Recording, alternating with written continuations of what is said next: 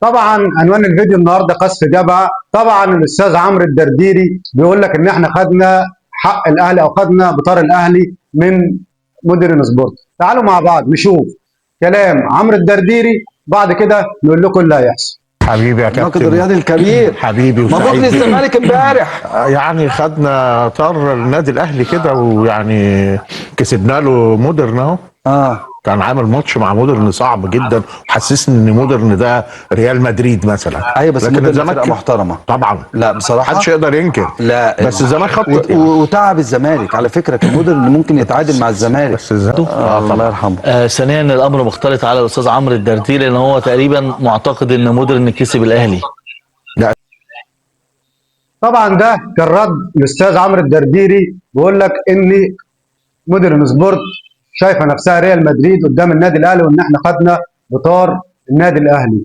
طبعا الاستاذ ايهاب الخطيب رد عليه برد مقنع جدا، بمعنى صح قذف جبهه، وقال له لما تاخد بطارك انت الاول بعد كده يبقى اتكلم. تعالوا نسمع الاستاذ ايهاب الخطيب ونعلق بعد ثانيا كده. الامر مختلط على الاستاذ عمرو الدرديري لان هو تقريبا معتقد ان مودرن كسب الاهلي.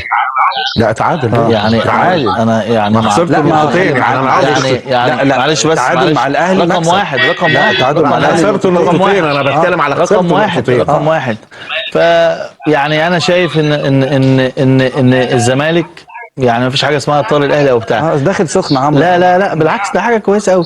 انا اهم حاجه الزمالك ياخد طار نفسه، يبقى يعرف ياخد طار نفسه. في نفسه في ايه؟ طيب فاهمني؟ اللي هو لسه في الاسبوع الثالث. ايوه ترجع بقى مكانك الطبيعي المركز الثاني وتظبط الدنيا، لان خلي بالك المنافسه لا مكاننا الطبيعي المركز الاول. المنافسه السنه دي مكاننا الطبيعي المركز الاول. انت بقالك 3 سنين طبعا ده كان رد الثاني. شوف الاول الخطيب على عمرو الدرديري، بيقول له لازم الاول ان انت تاخد حق نفسك او توصل بايه، تاخد طار نفسك.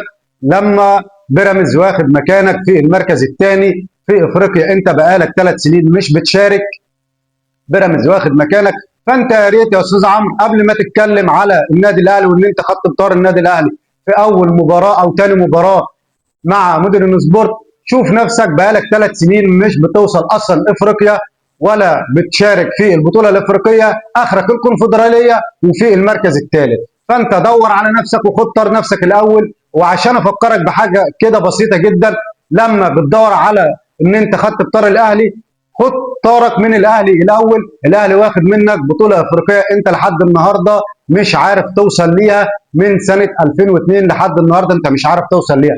بيراميدز اللي بقاله 5 سنين هو طالع عنك، وبقاله 3 سنين بيوصل افريقيا، وخد السنه اللي فاتت بطوله افريقيا، وانت بقالك حوالي 22 سنه او 23 سنه مش عارف توصل ليها. فانت يا ريت قبل ما تتكلم وتقول ان انت خدت بطار الاهلي، دور على مشكلتك الاول، ودور على النادي بتاعك اللي هو اصلا مش عارف يوصل ولا لبطوله افريقيا، ولا عارف بقاله 3 سنين ياخد مركز ثاني.